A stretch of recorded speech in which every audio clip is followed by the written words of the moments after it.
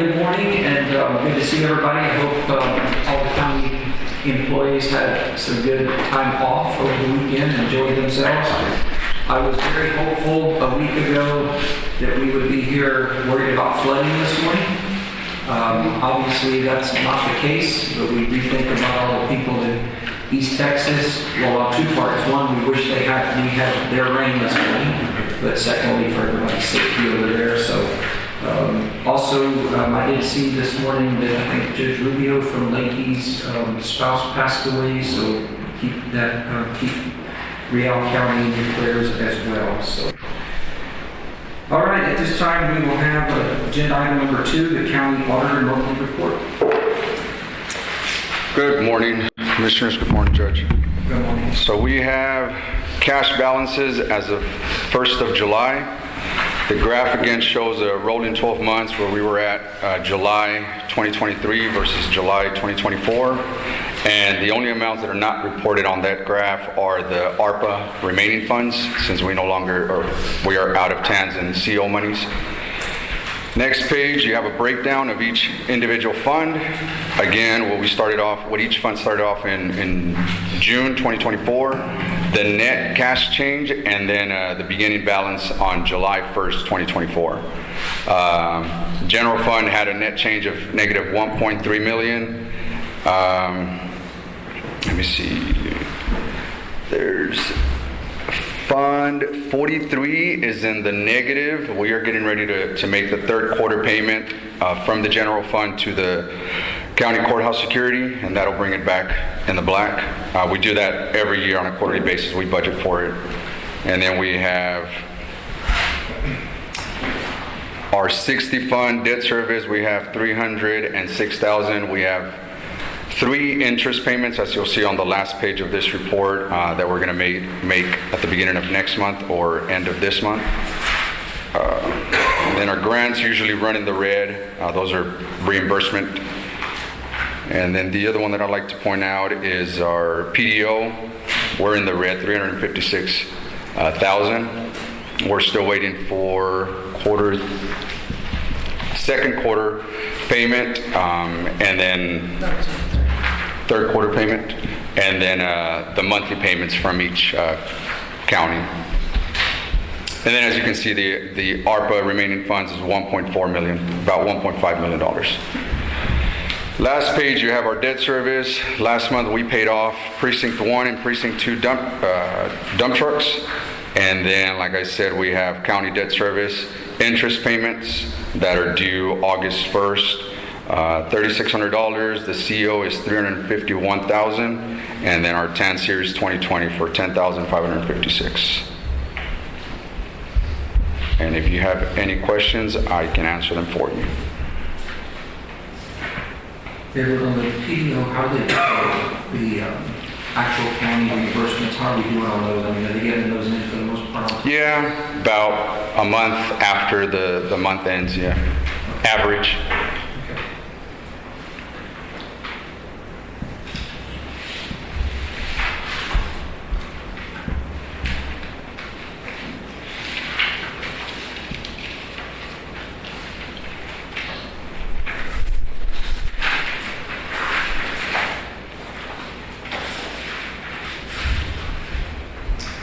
Anyone have any questions for Thank you. All right, thank you. Item number 3, discuss and take possible action on approval of accounts payable. Good morning. The total for accounts payable is $180,127.72. And we have everything over $10,000 is listed on the cover page with no wires this time.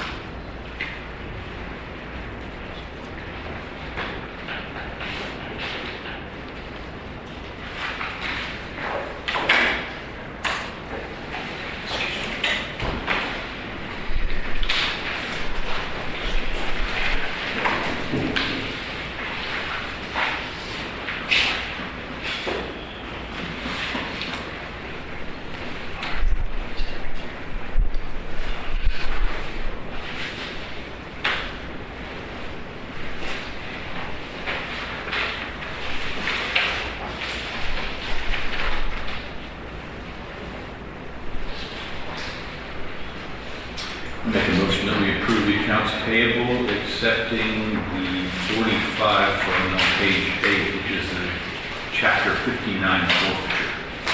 So, What is the chapter 59 forfeiture, Edward? I'm sorry, The chapter 59 forfeiture, what is what number is the it? 45 fund? That's so we took over the SO forfeiture account. Okay, We took it under the treasurer's okay. control. And it's called the chapter 59 Yes, forfeiture. yes. we have a motion and a second to approve the accounts payable exception of the 45 fund. Any other discussion? All in favor, aye? Aye. All opposed, same sign. Motion carries. Item number 4, discuss take possible action on approval of the county treasurer's monthly report. This monthly report is for the month ending May 2024, and at that time, our month-ending cash balance was $29,930,531.83, with the total debt being $22,795,000. And all of the offices are up to date with their monthly reports.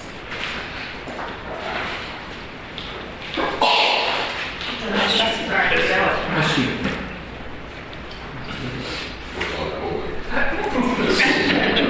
It's back. It's back. Started right there. Get back. Sneaking into the work on it, so. We don't need a long meeting. Yeah. That's what we're shopping at. That's all I took on back over the weekend.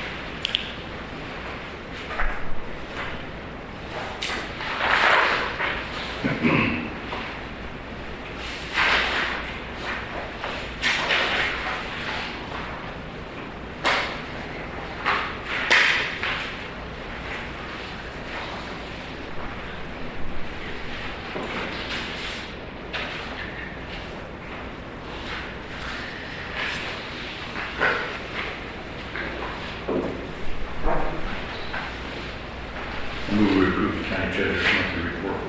Second. Have a motion and a second to approve the county treasurer's monthly report. Any other discussion? All in favor, aye. Aye. All opposed, same sign. Motion carries. Item 5, presentation of donation from AEP Foundation for Medina County Food Bank. This is the, we have Mario Lato here this morning with the San Antonio Food Bank. For AEP. Come on forward.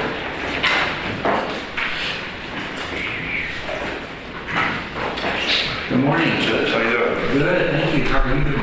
Pretty good, pretty good. Excellent. We're in a big ATM. Oh, you're doing a big ATM? Yeah. So, y'all want to do Yes. a presentation, or would y'all like to? That'd be awesome. Yeah, you want to say anything first? Okay. Would you like to do that? Just hand it off to Zach. Perfect.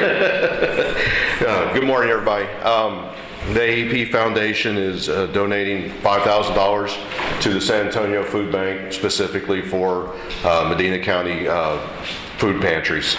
So the foundation does donations for communities, education, social justice, and other needs in the communities that we serve. So we are really making an effort this year to support food banks in the communities that we serve, and Medina County is one of those counties that we've been able to support this year. So we appreciate being here today, and I'd like to go ahead and do the photo presentation, if you don't mind. Take a few minutes. All right, thank you.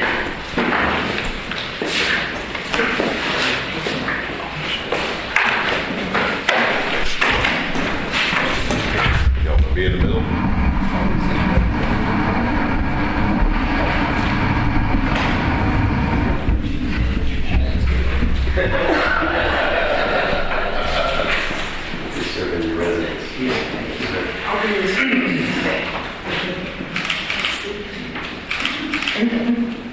I can't see you all. No. Yeah. I'll send it to her.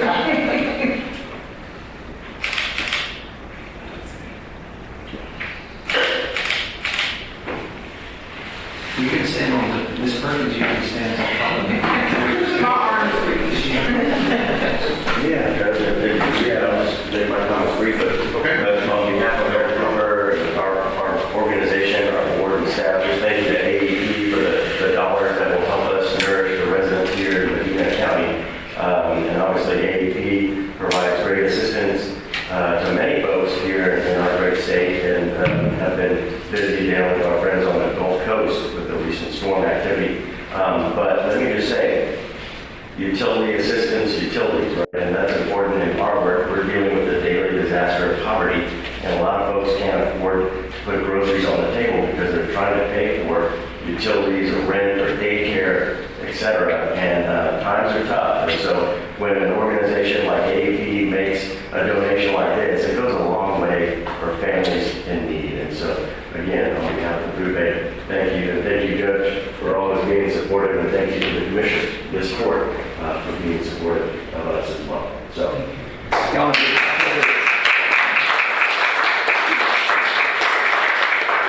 behalf of the county also, we certainly appreciate what you all are doing to help support the food banks here in the county. They are very successful in no small part to the San Antonio Food Bank and the support they show us. So it's great to have these extra resources. And you are correct right now. I think there's a lot of people in really tough times, and so $5,000 extra goes a long way. So, absolutely. Thank y'all. thank you. Appreciate it. Thank you.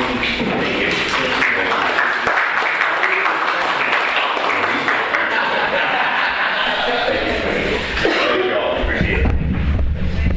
Thank you.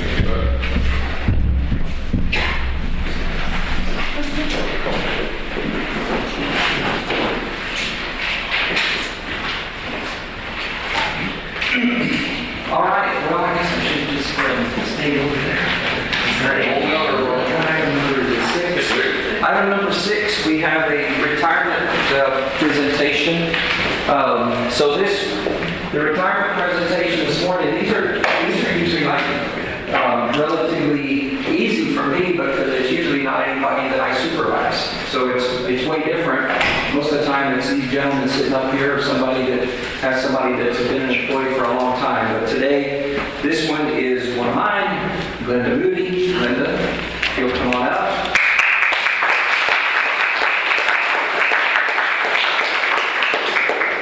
There's no kind of baseball, Glenda.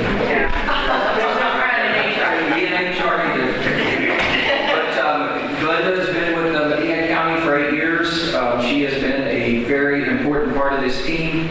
And I told Glenda the day she told me that she was going to retire, that selfishly I was not excited at all about her leaving. But at the same time, I am a big believer that you should always do what's best for you and your family. And I could tell that Glenda knew exactly that this was best for her and her family. So I'm super excited about her future. She's going to get to do some traveling. It didn't take her long. I think 2 days later, she already went and bought an RV. If you think she's going to miss all of you, not really. She's going to be touring the country. But I am super proud of being able to work with you, Linda, and all that you've done for this community. So thank you. And with that, you got to limit your speech to 10 minutes. Oh, I only got a few minutes. Just thank you, everyone. Everyone's been amazing. I've made some lifelong friends. It's been an honor to serve here. My HR team is amazing. So, can I get a happy picture? Can I get a happy picture? Like we're just smiling, just smiling, everything. Oh, there's no smiling in HR either. So would it be too much to ask for him to hug you, or? I touched you.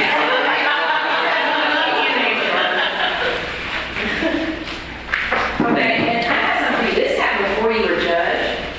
Oh. In case no one could see, there are devil horns on my picture. Before you were judged, you were. Yeah, somebody used to make all the IDs one day, and I doctored one up. It's a special one. And I was on a phone call when you gave it to me. I couldn't even compose myself. Thank you, everyone. Thank you.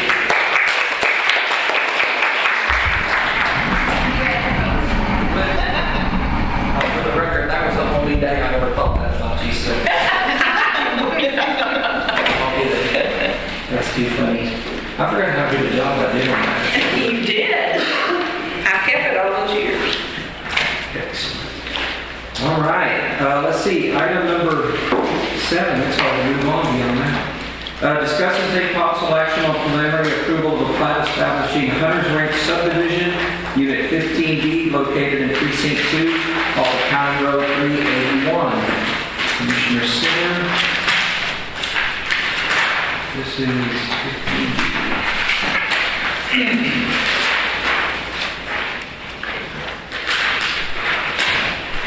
This is getting down to maybe one or two more sections that will close out this whole entire subdivision. This thing was 1,403 lots when we first kicked it off. And it's supposed to be a 15-year build out. And I think in about 7 years, it's sold out. So that's what's going on up there in that area. I think they have one more section on in that area. But that'll clean up the whole subdivision. Other than some work I'm trying to get done on 381. To finish it up. With that being said, I will make a motion that we pass preliminary approval for plat establishing Hunter's Ranch subdivision in 15 days. Have a motion and a second to grant preliminary approval of a plat establishing Hunter's Ranch subdivision, Unit 15D, located in Precinct 2, off County Road 381. And this is also in the Coca San Antonio. It's already been in their ETJ. It's already been approved by the city of San Antonio, and all we do is okay it here, so it goes to the clerk's office and be recorded. Any other discussion? All in favor, aye. Aye. All opposed, same sign. Motion carries. Item 8, discuss and take possible action on preliminary approval of a plat establishing Megan's Landing subdivision, Unit 4B, located in Precinct 2, off of FM 1957.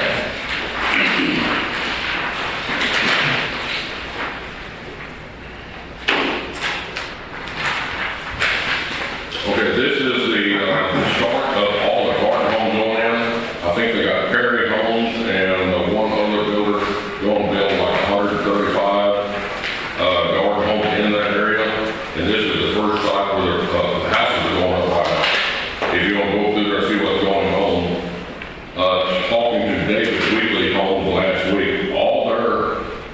2 acre or half acre sites that are up on the southern end of this development are all under contract. So they're waiting for some more roads to be put in to extend that on up so they can have some more houses sell. But up in this area, the houses are still selling quite rapidly. And these garden homes are going to be in the $450,000 to $600,000 range. With that being said, I will make a motion to preliminary approval for plat of Medina County subdivision 4B, located precinct 2, approval. Second. Motion and second to grant preliminary approval of the plat establishing Medina County subdivision 4B located in precinct 2 off of FM 1957. Any other discussion? All in favor, aye. Aye. All opposed, same sign. Motion carries. Item number 9, discuss and take possible action on acceptance and award of FEMA flood mitigation assistance countywide project scoping grant as the subrecipient through the Texas Water Development Board. And we do have Westwood with us this morning.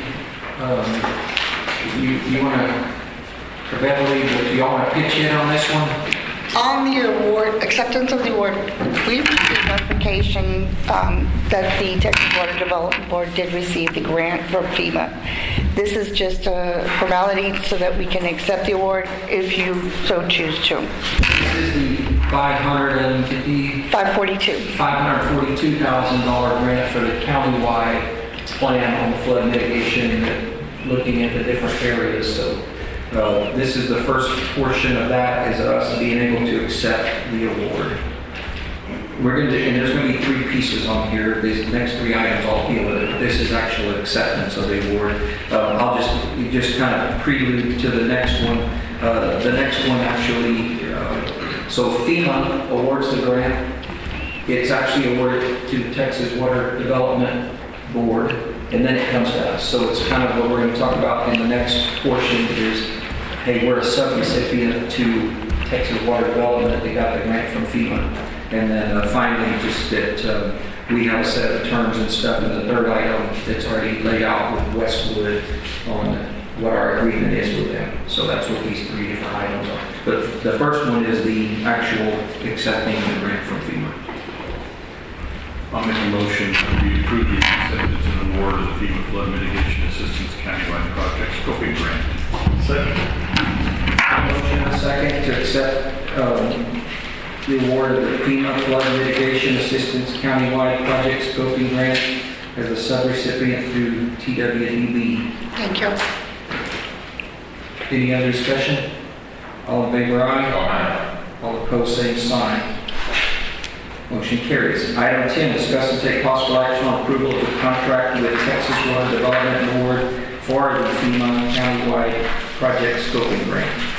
So this is part 2, and I'll make sure correct me if I'm saying this wrong, but this is us actually acknowledging that Medina County is a sub-recipient from, we're actually getting it from Texas Water Development Board, who is getting it from FEMA. Local share.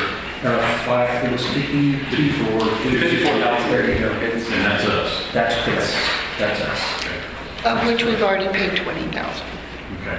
Yes, we can, and we'll get, is that a reimbursement or something? A reimbursement that we get back on some of that or something? That's a part of It's our, towards it. Yeah, so we've spent 20 of it. Part of the terms, yeah. Right. Okay.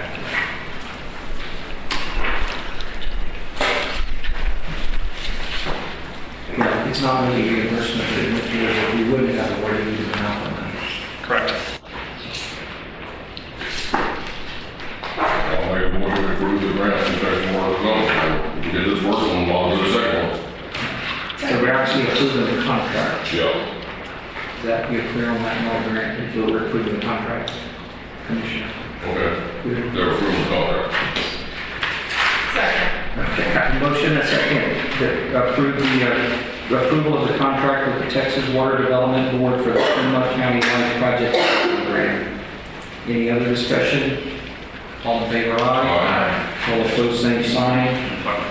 Motion carries.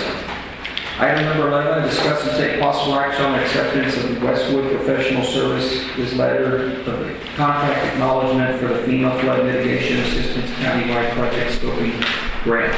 Do you all want to add, would you like to add on this one? Yes, sir. J.W. Walsh with Westwood Professional Services, and basically Westwood prepared a letter stating that we comply with the terms and conditions of the Texas Water Development Board contract with Medina County. So that's basically all it is. Just a letter saying that we acknowledge it. We acknowledge and do it correctly. Yes, sir. And that we accept the Westwood Professional Services letter of contract.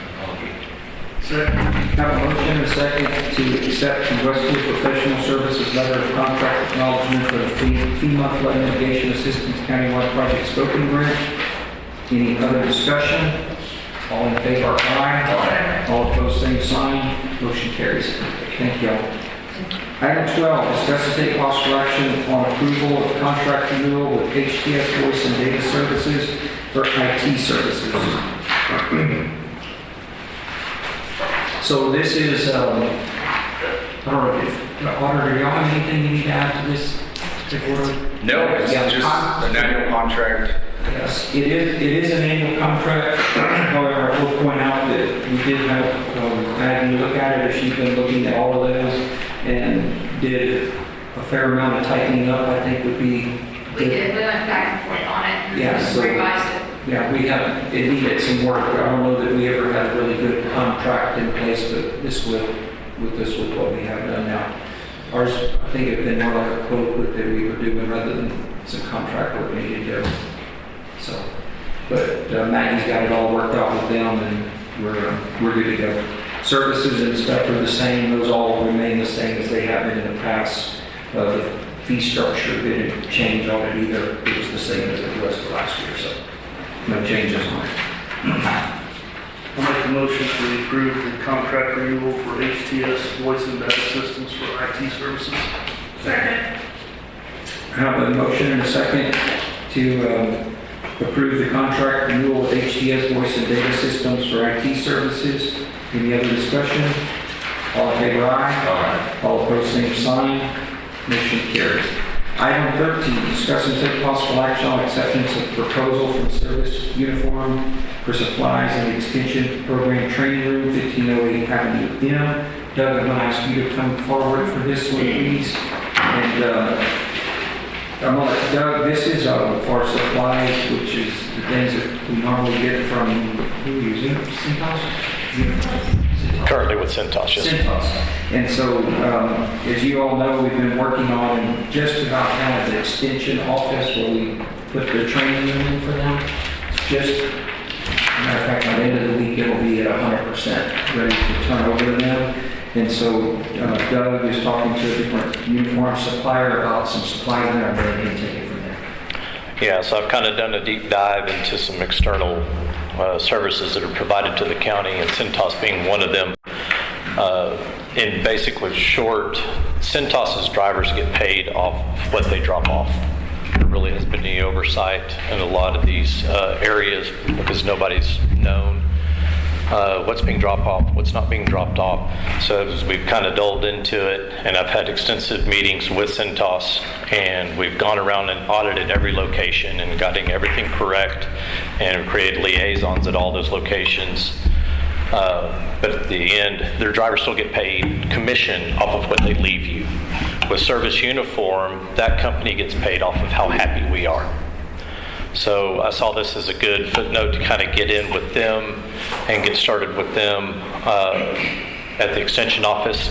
It's very minimal, paper towels, a couple of mats, things like that, but those drivers get paid off of how happy we are. So after every time they bring us stuff, they come, they do a checklist, they make sure that we're satisfied with the services that they've provided, we sign off on it, they carry on.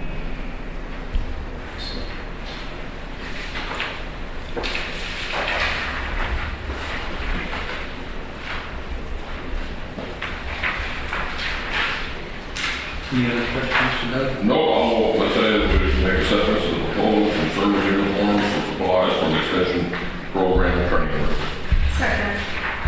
I have a motion and a second to accept the proposal from Service Uniform for supplies at the Extension Program Training Room. Any other discussion? All in favor, aye. All opposed, same sign. Motion carries. Thank you. Item 14, discuss and take possible action on declaring items for the following office surplus and or salvage. We have the sheriff's office is a salvage, and precinct 4 is salvage.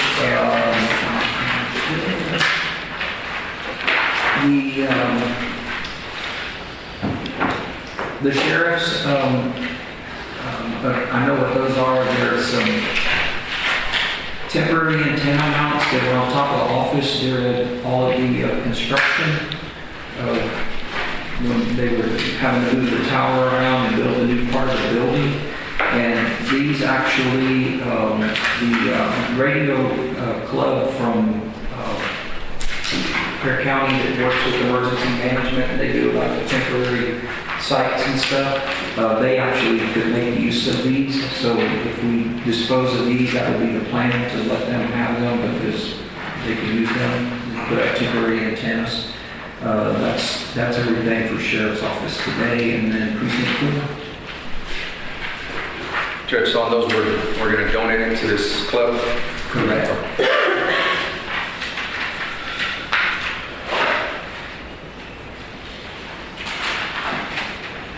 You got anything on yours? The car wash parts are, when the county bought that building from Tech Stop, these were part of the soap dispensing stuff that was in the car wash. And they're just sitting out there in the yard, looks trashy, so I'm gonna dispose of them. The little utility pump mounted on the trailer. Trailer's no good, pump is no good, the motor's no good. There's absolutely nothing good on it. And then the gas pump, as you can see, that was a leftover from a Tech Stop thing that does not work. And then the rest of it's just scrap iron. And we clean that. Commissioner, that first picture that's on yours, that kind of walk-up ladder, does it have wheels on it? No.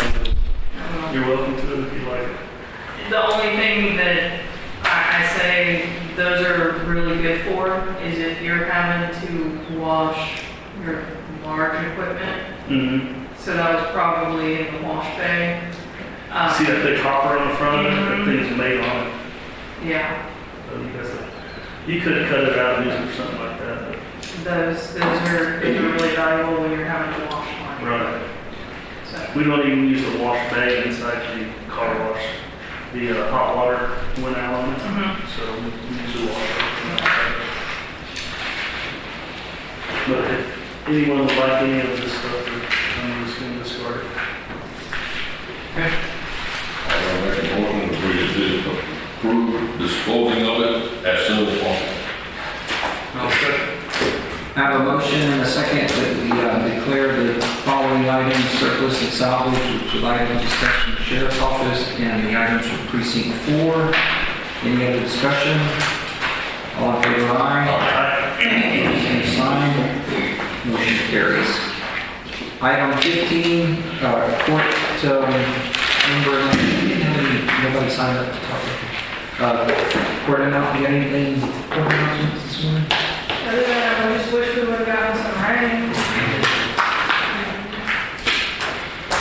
4 inches to be exact. So That that's would've been what it nice. says. Would have been nice. I want to thank everybody for helping me pay 366 the other day. It's fantastic job. And I don't know whether it must be a lot of people live on that road, most of them are voters thanking us for what the county is doing in precinct 2 as far as the quality of roads we're about today. Precinct 3 good. Rain's still coming. Wednesday, you're through there, Wednesday. Yes. One of those Tuesdays or Wednesdays. Not one of these, one of those. Precinct 4, we're doing well. Still have a guy shredding, he's been revolving. Every week we finish and he'll start all over again. And then we have trash. There was a lot of trash dumped on the road this weekend for some reason. So I have 2 crews out this morning picking up trash. As does Commissioner Lynch. Do you have anybody picking up trash this morning also? Yes. So apparently everybody cleaned this weekend. Well, the farmer went down one of our roads and took out 2 complete telephone poles. The same guy that did last year and the year before. Now, I'll take it. How the equipment is. There he is, the farmer. Excellent. Okay, with that, I'll entertain a motion to adjourn. So moved. I have a motion. Second. And a second that we adjourn. All in favor, aye. All opposed, same sign. Motion carries. We are adjourned. And we're going to take about a 5-minute break, and then we are going to have a short workshop. Couple of items. I'm sorry.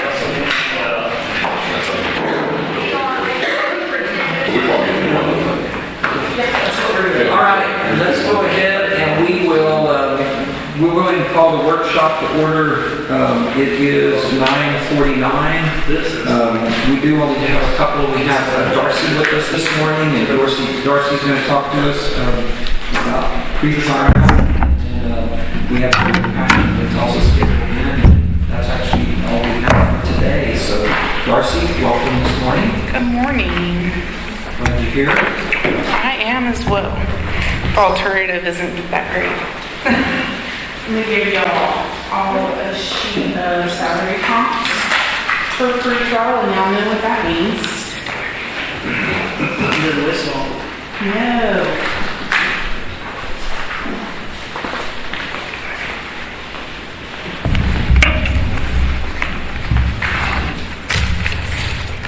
So if anybody else would like a copy, I have some extras.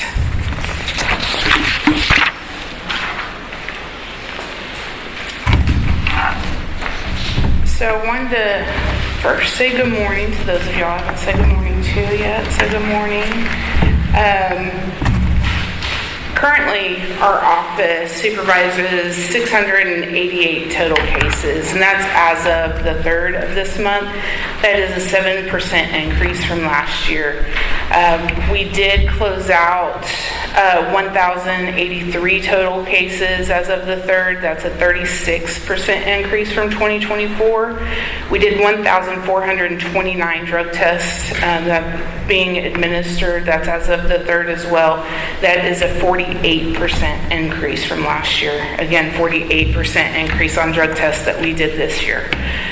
In addition to doing drug tests and supervising other conditions of bond, my staff and I pride ourselves on finding and sending people to treatment.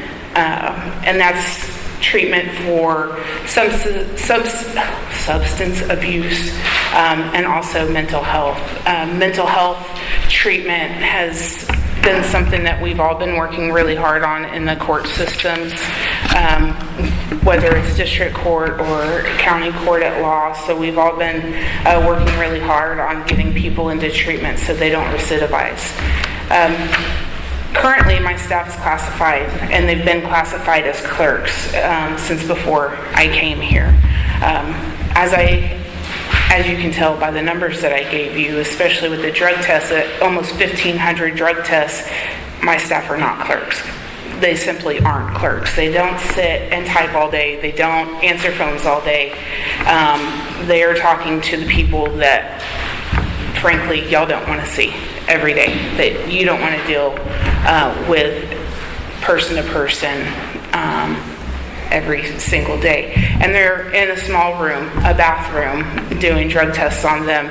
They're managing them where they're supposed to go, telling them when their court dates are, and making sure that they appear in court. And that's what our job is, right, for pretrial services, is to make sure that they don't reoffend while they're out on bond, and that they show up to court. And that's what our job is, and my officers do a great job of that every single year. And I really want y'all to be able to understand what pretrial does, because anytime I tell people what I do for a living, we all get asked that all the time, right? What is it that you do for a living? And I say, well, I'm the pretrial services director. What's pretrial? And I could probably ask y'all the same, and many of y'all may not even know what pretrial is. And when I come in here, I ask each of y'all every year, please come to my office. Please come see what we do. My staff are not clerks, and they shouldn't be designated as clerks. They're not. They're officers. I don't call my staff officers because words matter. So we call them case managers. I had them retitled as case managers when I started 6.5 years ago.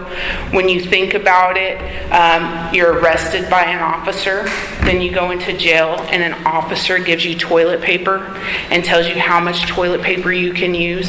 I used to be an officer, so I'm definitely not speaking of this in a negative light. That was my previous life for 11 years before I started with pretrial.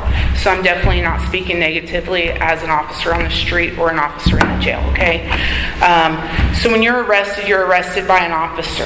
They take your rights away, right? Our civil liberties away. You're restrained and you're put into jail. When you go to jail, again, you're restrained by an officer. You're put into a small room. You're given toilet paper, told how much you can use. You're given food, told when you can eat. You're told where to sleep, all by an officer. So when you get out, I didn't want the first person they're introduced to be called an officer again. Because we do restrain their liberties to a certain extent due to court orders, right? They're told that they have to have conditions of their bond, and we're supervising them on those conditions of bond.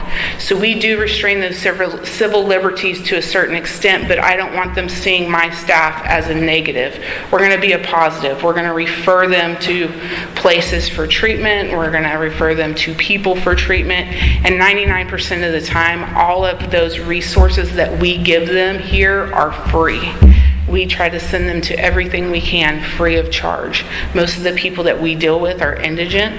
We also do indigent defense in our office, and that's a huge part of what we do. And so to see my staff as clerks or to categorize them as clerks is simply not true. And it's not accurate. I don't want to say it's not true. It's not an accurate portrayal of what they do. We deal with sex offenders, murderers, child and women abusers, human traffickers, human smugglers, drug addicts. These aren't all bad people, right? These are also our neighbors. We treat them as such. They haven't been convicted of anything yet. We treat them that way, which is why we want to send them to treatment. When I began here 6.5 years ago, my two staff they were designated as clerks. I was designated as a coordinator. We were set up kind of like a JP office of sorts. Their pay should reflect what their jobs actually are. My case manager, too, is my backup. Not only does she have that responsibility of handling things if I'm not in the office, but she also handles the GPS ankle monitor caseload, which is what the judges will order for murderers, child molesters, the worst of the worst. She also will handle the alcohol monitoring caseload. And those are the people that have been pulled over for DWIs. It's not going to be a DWI first. These are people that have committed DWI offenses over and over again, or they may have killed somebody even on that first DWI arrest. So those are the type of people that she's supervising. And then she has to go to court to testify on those cases quite often. So she's got to have more training. Those are most certainly different than a clerk position. So for that position, I recommend that position salary go. Right now it's at $42,720, and I recommend that position go up to $55,000 as a cap. If y'all look at the salary comps for a case manager too, Bexar County does have it at $45,324. They also get to work from home. They have on-site medical, free gym memberships, and tuition reimbursement. I'll talk about the tuition reimbursement very quickly. I took advantage of that when I was at Bexar County. That's worth a tremendous amount of money in itself. Kaufman County, $62,000. Hayes County from $56,000 to $61,000, and Chambers County, $47,000. These numbers, I can bring y'all the information of where I got these. A lot of these I called their directors directly to get these numbers, so I didn't just pull them out of the air. I recommend that the case manager ones go from 40,307 to a cap of 50,000. And y'all can see here, the comps that I pulled from there as well. Our biggest competition is Kendall County. I was offered a job at Kendall County. I don't want to leave here. They offered me a lot more money than what I make here, but I don't want to leave. That doesn't mean nobody else will leave. Kendall County offered for a case manager one, $54,855. That's their budget that they just adopted. I also recommend that my indigent defense coordinator go from $42,750 to a cap of $55,000. That would stay in the same bracket of the case manager too. Again, in Kendall County, they just adopted a budget and that position went up to $63,502, and that was the one that they just adopted. I do want y'all to know that we have the absolute best pretrial and indigent defense office in the state. And of course, everybody's going to say that about their office, right? But not only am I blessed to serve on the executive board for the Texas Association of Pretrial Services, but I was also asked to serve as a mentor for the Center of Effective Public Policy for the Rural Pretrial Program. CEPP has also asked me to speak in 2 different sessions during the National Association of Pretrial Services Agency. It's the only national pretrial association nationally, and TAPS is the only one in Texas, so I serve on both of those.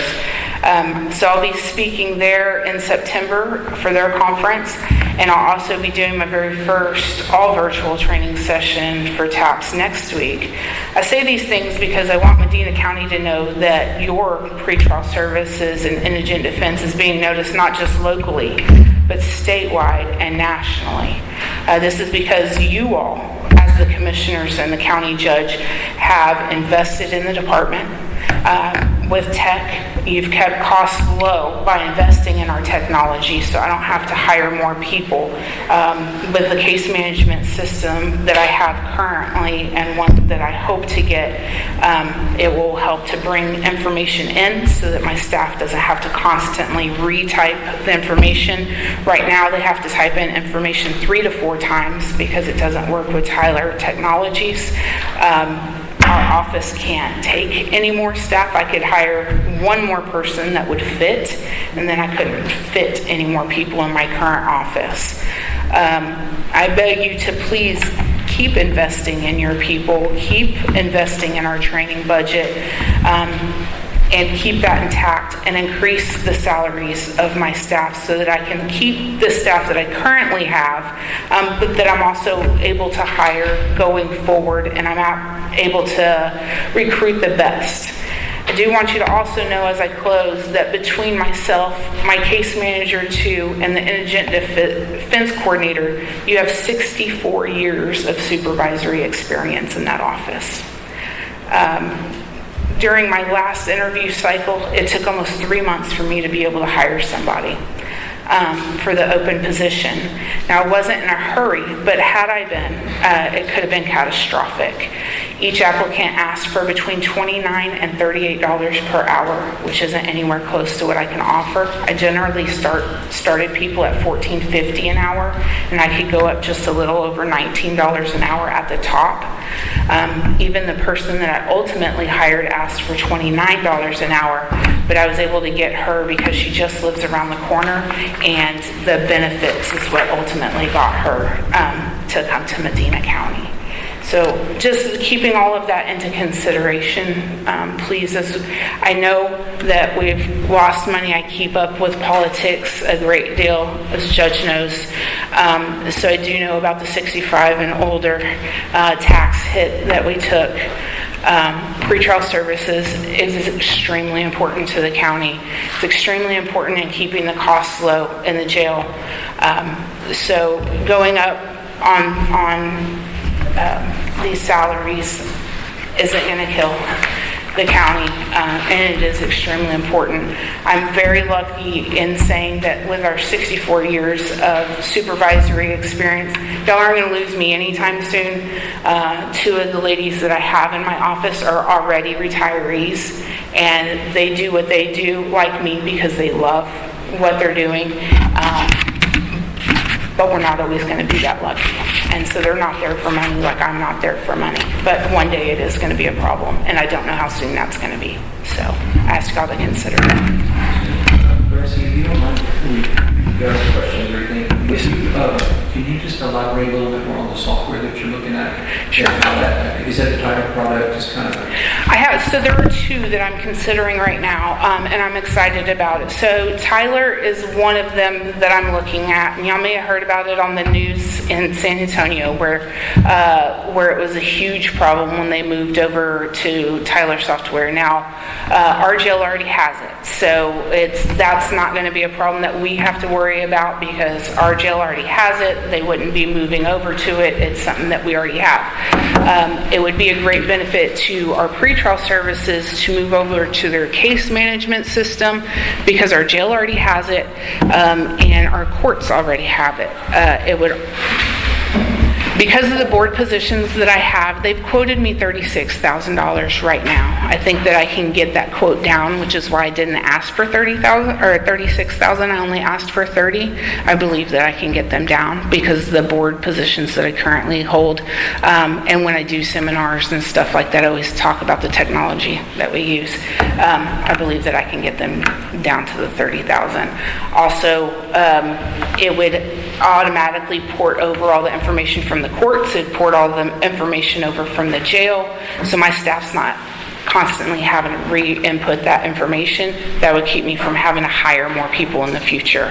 A lot of our time consumption is re-putting that information in over and over. We have to create new case files every time somebody's released on a PR bond or they're released on a regular bond with bond conditions. We do have one JP that puts bond conditions on every single person that they magistrate. So as you can imagine, that's a lot to re-input. And so sometimes that can be up to 4 times that we're having to re-input this information. I do have another one that I'm looking at. It's Hamer Technologies. And what I like about them is that they're willing to build a system just for us. And then because I'm on these boards, they want to build one just for us at a low cost. And then as I talk about it and move into my retirement years and go out and speak, they will go out into other pretrial offices because they only do probation right now. So they want to move into the pretrial sector, build one for us, and then be able to use that in other pretrial offices. So they would do that for us at a much lower cost.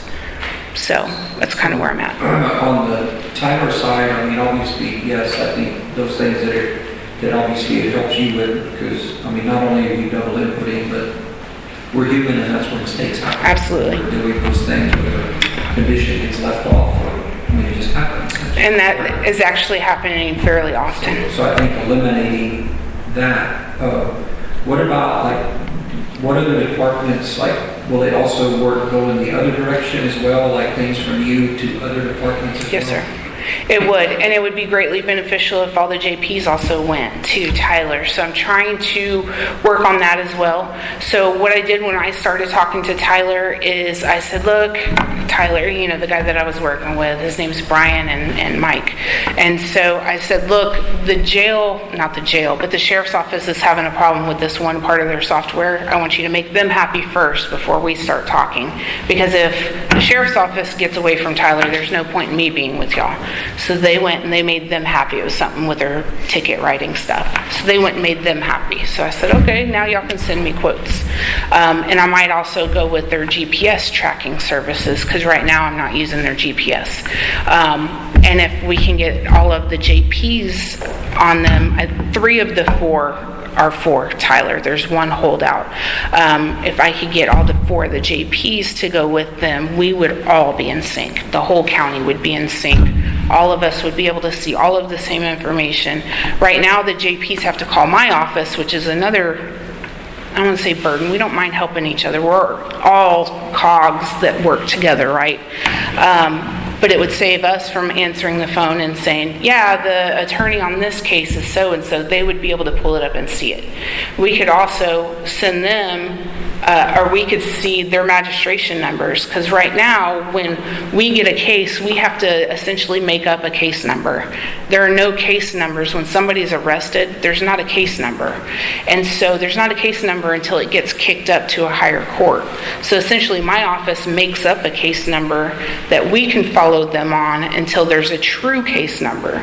Or the magistrate sends us something with a magistrate number, then we put in a magistrate number, and then when they do get a case number, then we have to put in a case number. And so it's cumbersome, and then not only is it cumbersome, it can get lost in the system, kind of like Judge Luce was saying, and we can only find it with a TRN, because the DA's office at some point may also change the charge, and so it may change from a felony to a misdemeanor, or from a misdemeanor to a felony, and so we're having to watch for that too, and mistakes can happen. So if the JP's office also had the same software, all of that would talk to each other. And the ticket writers would go straight from the ticket writer, from the sheriff's office, straight to the JP as well. So it would be so helpful for all of us to be on that same technology and that same software. And most likely it would be a lot cheaper for the county as a whole for all of us to be on the same thing. So, and that's where I'm talking to them that way too. So. Yeah. So I am I'm not either. I'll tell you that. I don't know anybody that is like, oh, they're the best thing ever. But to change is beyond painful. You know, to change those kind of, you're so invested in it. From, I'm looking at the auditors there, the treasurer's office, right? Can you imagine? I mean, we are talking about, you talk about a disruption to the county to try to change that. So you're kind of, and I think they know that too, so you're a little They bit absolutely know that. hamstrung by them. But, so there's a part of me that's, well, I don't know if we do anything with them again, but that's not really reality. It's like, you just work through it with them, and we try to make the best out of things as we go along. And when we need to raise Cain with them, we get on the phone and we raise Cain with them until they fix what we need done. We just had some stuff recently in reporting and stuff. We had to really get on them and stuff we should have had to figure out really for y'all, right? In the reporting, they should have been able to do it, but still until we really started complaining, they just don't do it. Because there's probably somebody else complaining on the other line, getting all the attention.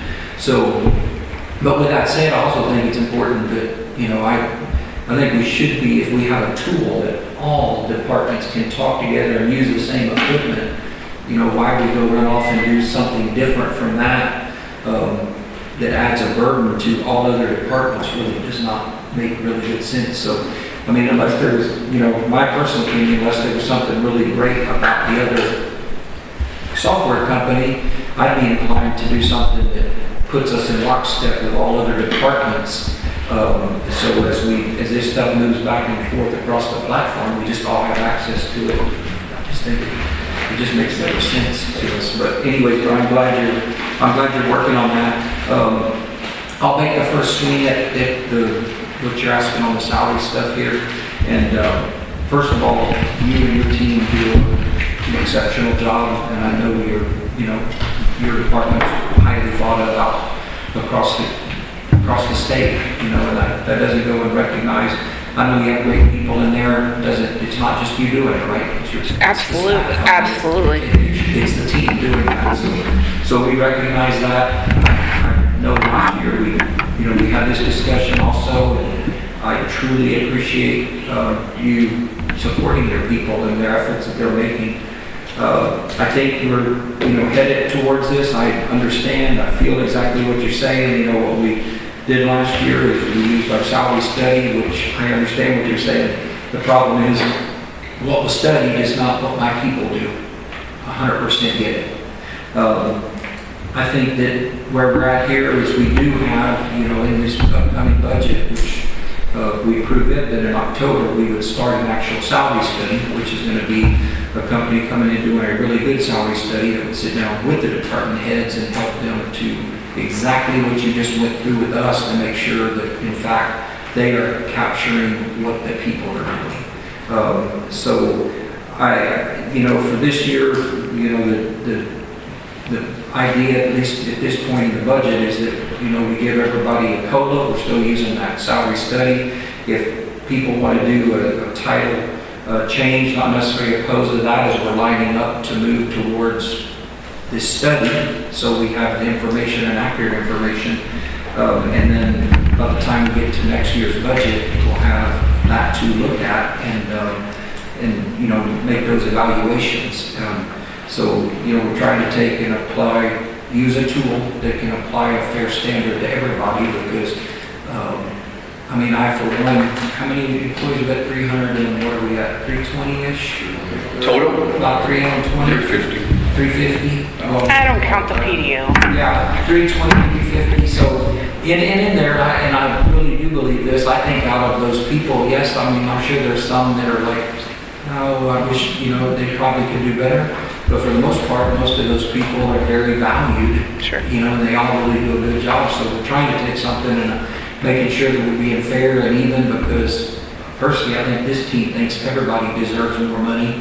And we do work hard, and I appreciate what you said a minute ago about the benefits. I think that when it comes into the day, that in itself is what helps push us over the edge sometimes when it's not quite there, and the people that value that, right? Sure. And obviously there's still some people that value it, not everybody does, but those are my thoughts. And like I said, as we move forward, I do think for these cases where we have, people not identified correctly, I feel like it helps on the way to look at that and really get a good evaluation. But the one that was done in 19, unfortunately, it was done during COVID, and probably, it was more remote instead of hands-on, and really being able to sit down with a department head and let you have this same conversation with somebody to let them get a good feel, so we know what comes back on paper is.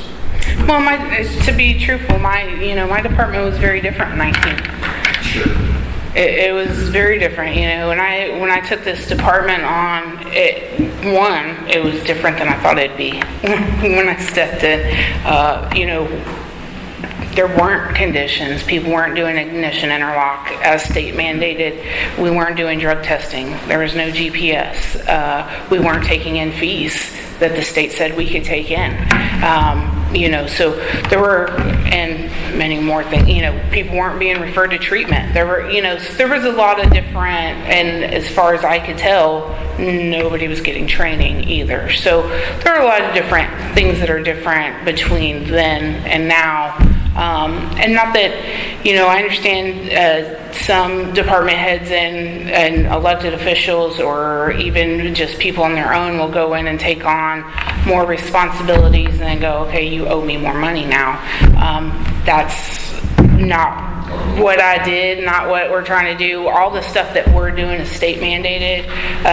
Yes, I try to go over and beyond, and so do my staff, because if they didn't, they wouldn't be there.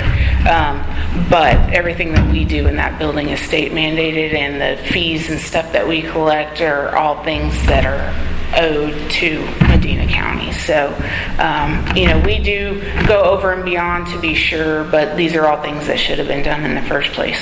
So, but thank you. I do understand what you're saying, Judge. Yeah, I have one, Darcy. Yes, sir. Appreciate all you do.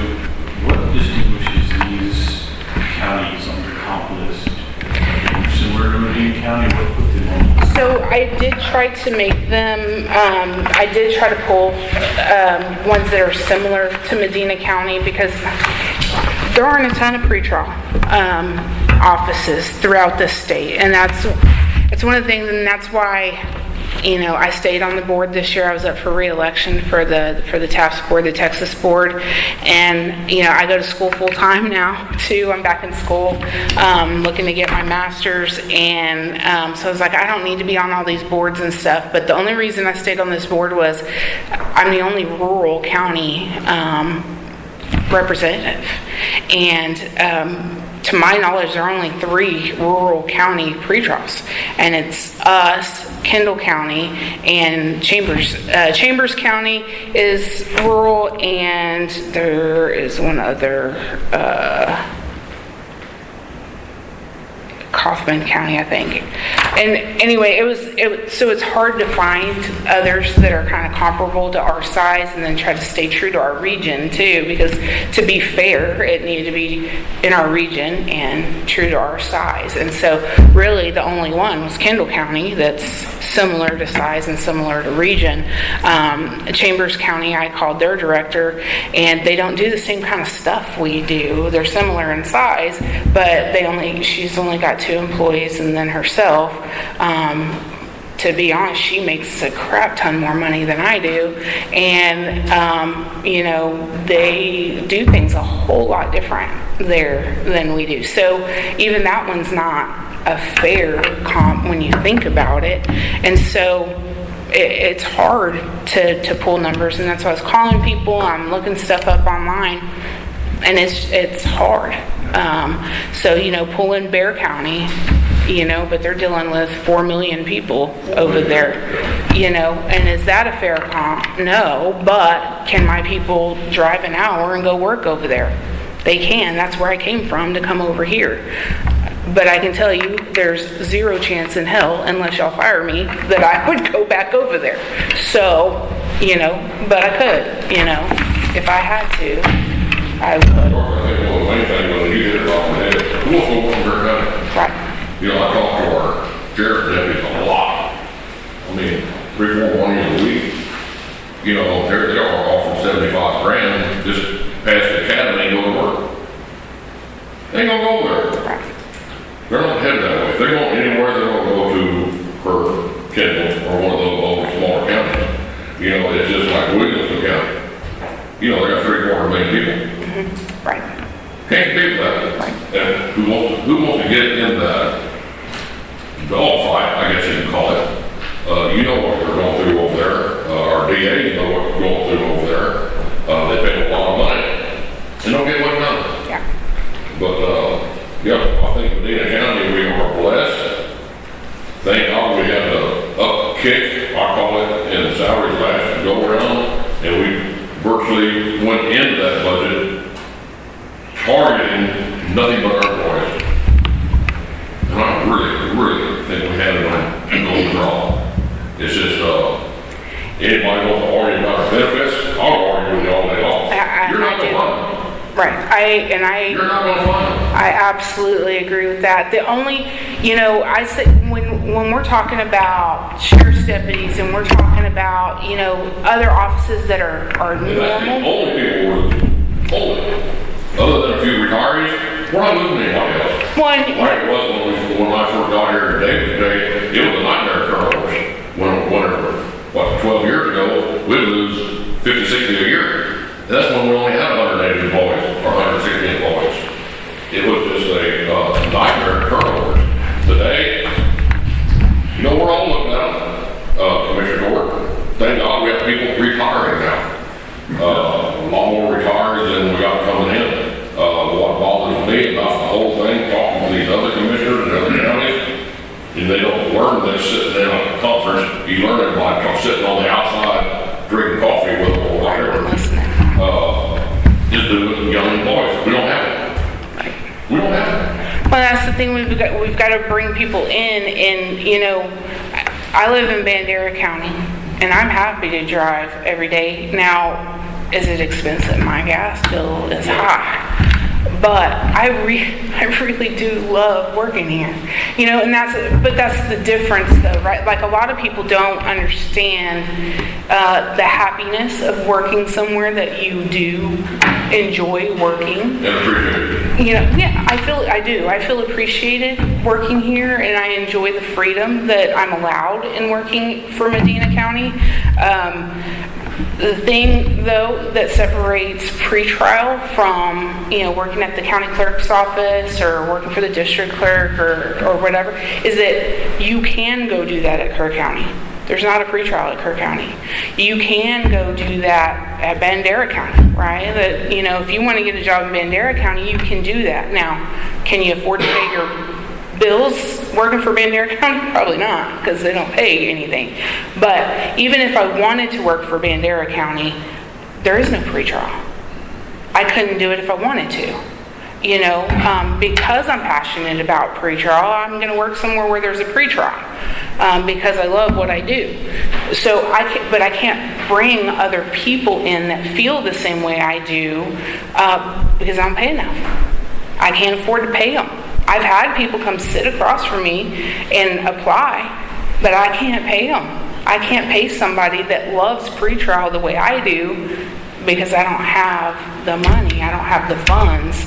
You know, I had somebody else from Bear County and she got it just as excited. I mean, we were nerding out over pretrial in my office, but I couldn't hire her. I couldn't come close to hiring her because I don't have the funds to hire her. We had the same thing where that was just about the time all field stuff was breaking loose down in South Texas. All the drivers were going to get rich and go drive a truck. Well, there never was no green grass on the side of that fence. The ones that went to Martin Marietta, after they figured out they don't have to work 16 hours a day, 5 days a week, they were knocking on the door. Right. So, yeah, the grass is always green on the other side, just because the money's there. Well, and the youngsters don't understand about the benefits either. I didn't hire none back. I don't know back. Yeah. They left once, so leave again. Agreed. I'm the same way. Yes. Thank you. Thank y'all for supporting us. Thank you. Judge, can I ask a question really quick? Yes, of course. Just because we're looking at the numbers, on that contracts line, you have 30,000, but you've expended about 21,000, and I know that the Xerox machine that y'all used to have and Toshiba hits that line. So is that is that what we're looking at, 30 for all the contracts to include the software, or is it a little more than that? Okay. So. Okay, so you need to look at that one. Yeah, we would need. Okay. All right. Thanks for being smarter than you were as usual. Excellent. Okay, so at this time, we should have Judge Cashin, I think, due here at 10:30. Thank you again, Darcy. Thank you.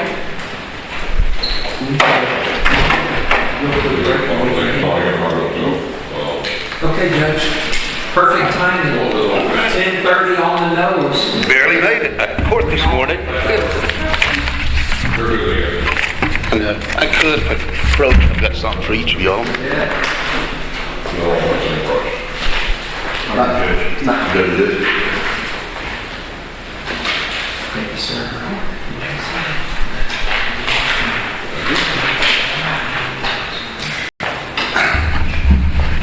So I've got a couple things on mine. Same thing last year. I'm coming in asking for money for Shanna and Jana. And what I did is I ran a lot shorter report than what I did last time when I put all those different packages together. But I've taken on that front page that y'all have, that's all the counties and county court at law that are around 50,000 in population.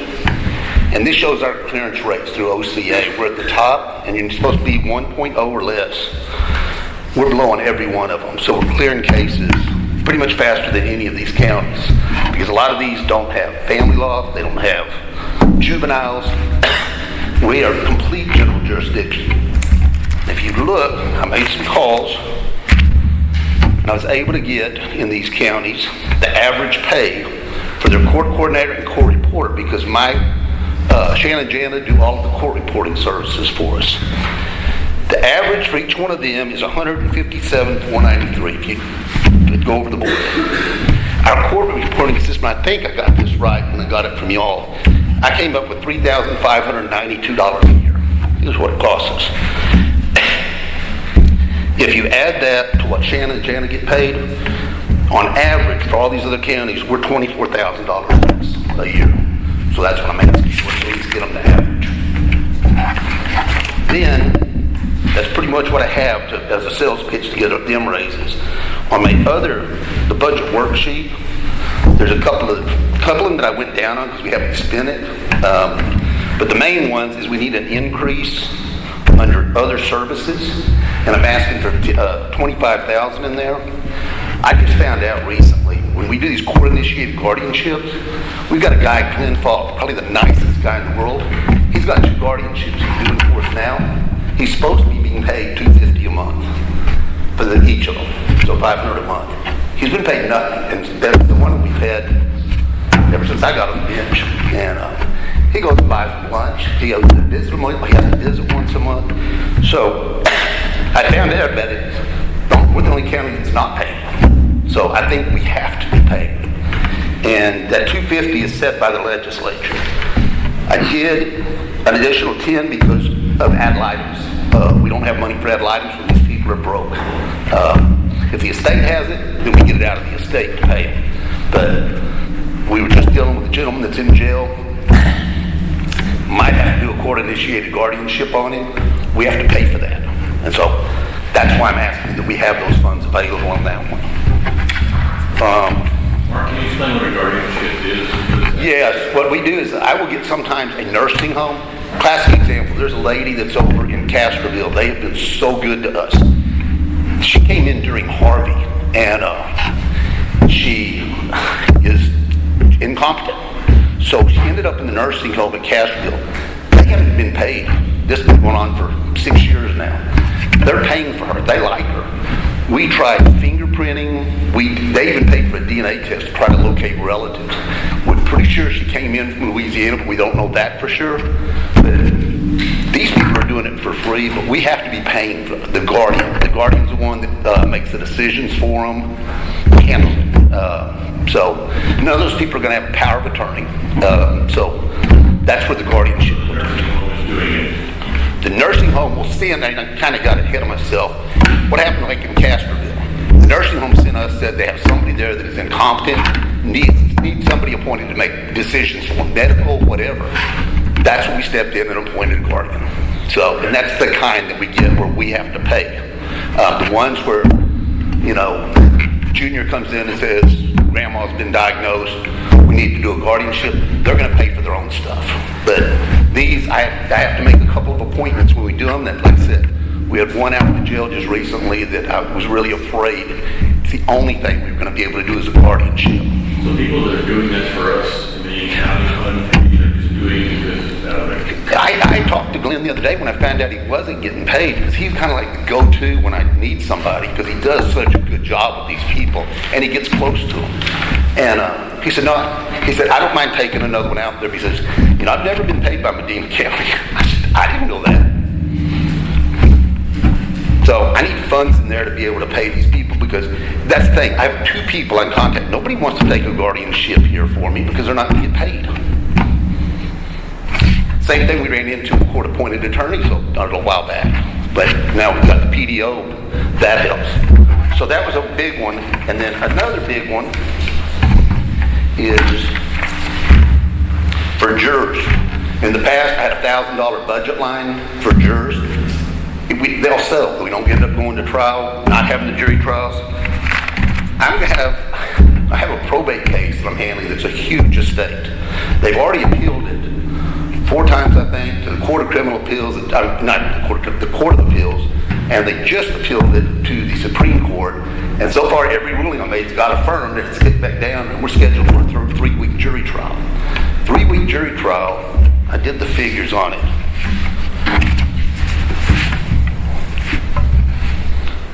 It's going to cost over $17,000 time we summon jurors, and they're going to be required under a court recording system. I've never had to hire a court reporter yet, but under the statute, they know they can make me get a court reporter when they're doing a jury trial. So they're going to ask for one, and that's another $525 a day. So that one trial is going to be $17,000 that'll cost the county, and I've got a 3-day family law trial in October that's going to cost about $3,500. So what I'm going to have left is very little for any other jury trials the rest of the year, but that one is going to go. There's already spent a fortune on that thing.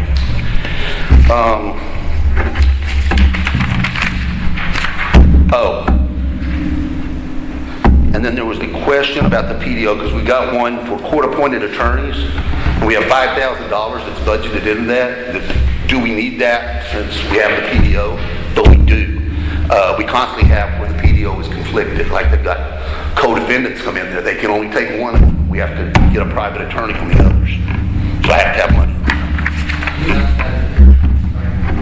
It's in there, we just haven't spent it in the last 2 years. Right. It's in there. Yeah. So I wasn't changing it. I just knew there was a question about it as to whether it needed to be in there, but it does.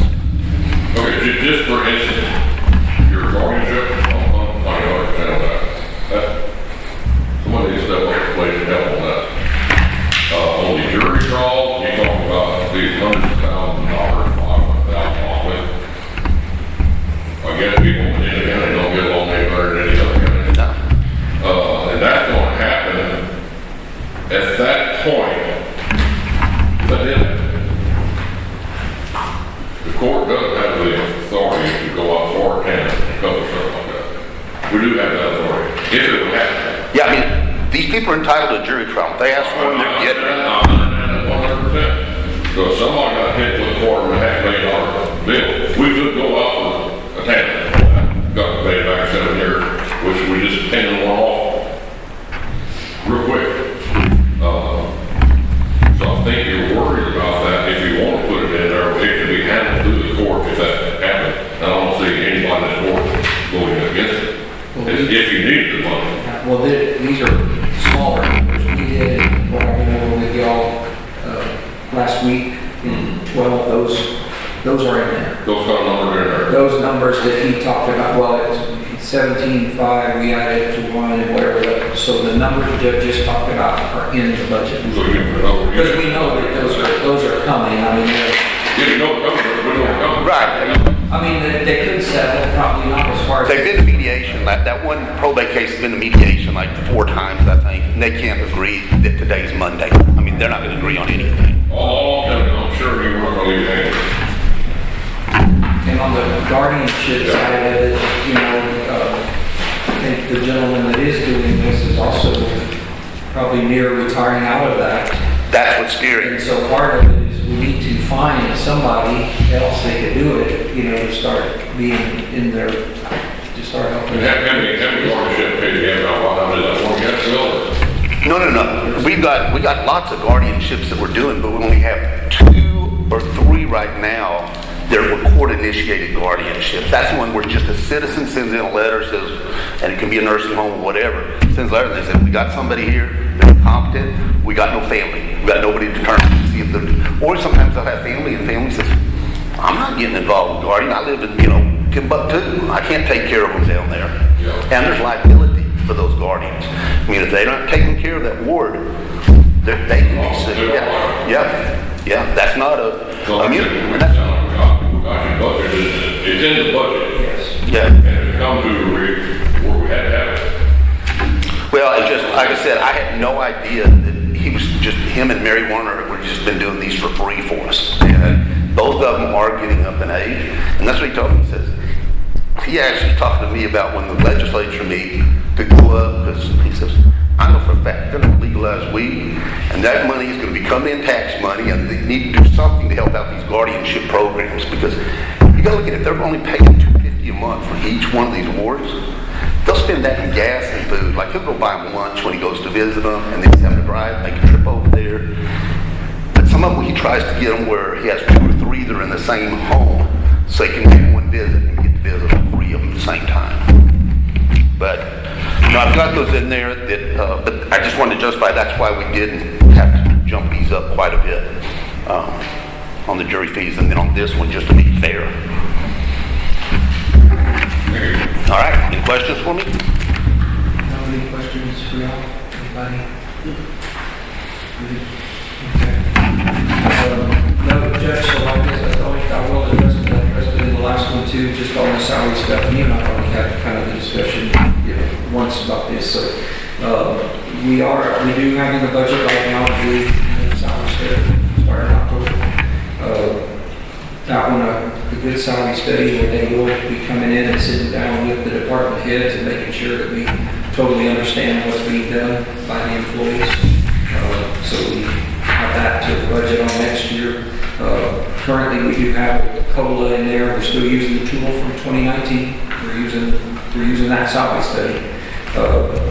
And I mean, currently your girls are, we can argue if it's right or it's wrong, but they're well above the midpoint where we put everybody last year. So we've got everybody there above at this point. So I think at this point for us, it's, you know, everybody really doing a good job with this next salary study. And we do currently all works out through the budget at 3% COLA in for everybody as well for the year. So we still have weeks to go to get to the end of the budget and a lot of figuring to do. But right now, that's what's in there that we will want to work with everybody. So, but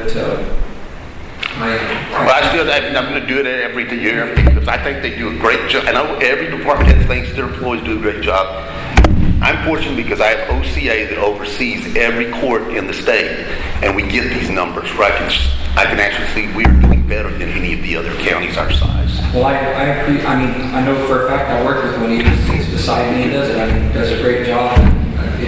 It's really not about that. I know we said a while ago we have about 350 employees in the county, and most of those 350 people, I think we all think do a really good job. So I think as a court, we're just trying to do something to make sure that we're being fair to everybody. And I mean, we really want to do as much as we can for all of our employees. Last year's budget was number one thing was to take care of the employees. And I think at the root of this budget is our first thing is how do we take care of our employees when the times are tough as they are right now, right? It costs a lot of money to go to the grocery store, go put gas in your car, whatever you want to do. And so we're doing the best we can for all of those employees at the same time. But you have good ones. Okay. All right. Thanks for y'all's time. All right. There you go. I was going to ask back on the pre-trial, I've never looked at that. Are there any grant opportunities for pre-trial salaries? We had one employee on a grant as the general fund took over this year, I believe, fully funded, but it was like a 4 or 5 year grant where the grant started paying off 80%, then 60, 40, 20. Was it supplementing? It was like supplementing? It was a supplement. They were supplementing that 80, 60, 40, 20% of their salary until it went down to zero this current year. I'm just wondering, with all of the monies that have been kind of put out through all these different programs, it may be worth us at least going back and seeing if there's something out there that maybe we could use on that. I mean, it's one thing about it, there's lots of cases and stuff. There's no doubt about that. And what's being clear, that's doing a lot. Yeah, well, I think, yes, definitely, but I think there might be funds out there we just need to take another look at, see if there's something that might be good for us, good for everybody. Okay. So Judge Cashin was our only other one, the only other one that was signed up but didn't need to actually come was Judge Laney. So I think he actually had a conflict this morning, but I talked to him on Friday when we were trying to reschedule everybody. And he said, Judge, I don't have any reason I really needed to come. He said, I just wanted the court to know that he appreciates what the court's done for him. Last year, I think we gave him a half a person yes, we gave him a half person last year.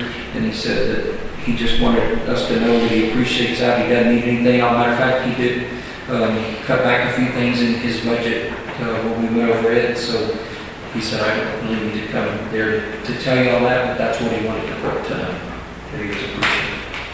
So with that, we do have a busy Thursday. We have quite a few people on Thursday's meeting, and that one is at 9, right?